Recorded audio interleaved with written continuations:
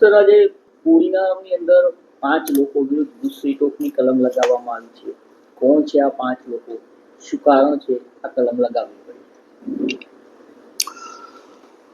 અમારા range IGP sir Shri Nilesh Jajadiya સાહેબ ના હોય, અમારા એસપી સાહેબને તેમજ એલસીબી એસઓજીની ટીમને પણ સૂચનાઓ આપેલી કે ભાઈ ગીર સોમનાથ જિલ્લામાં જે હેબિચ્યુઅલ જે ગુનેગારો છે એ ગુનેગારોનો ડેટા વેરીફાઈ કરી તમામ પોલીસ સ્ટેશન વાઇઝ અને એવી ગેંગોને આઈડેન્ટિફાઈ કરી તેવા વિરુદ્ધમાં કાયદેસર કાર્યવાહી કરવા માટે સૂચના આપેલી.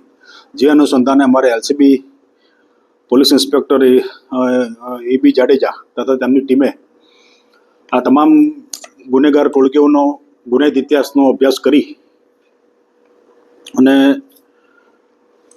કોડીનાર પોસ્ટેમાં ગતરોજ અને એની એક દરખાસ્ત તૈયાર કરી મહેરબાન આઈજીપી સરને ગુસ્સી ટોક હેઠળ ગુનો દાખલ કરવા માટે મોકલી આપેલી.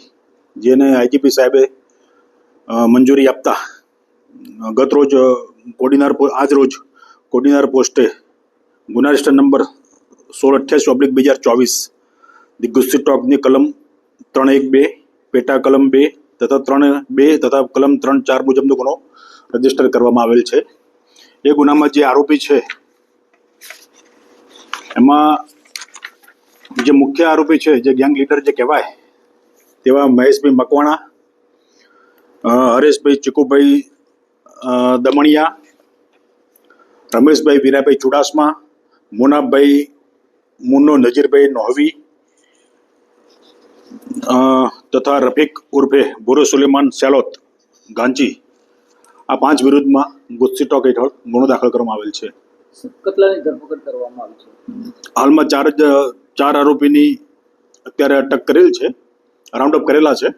એમની હાલ પૂછપરછ ચાલુ છે અને એક આરોપી જે છે રફીક, એને પકડવાનો બાકી છે. એની તપાસ હાલમાં ચાલુ છે. સર, આ લોકો વિરુદ્ધ એવા કેટલા ગુના છે?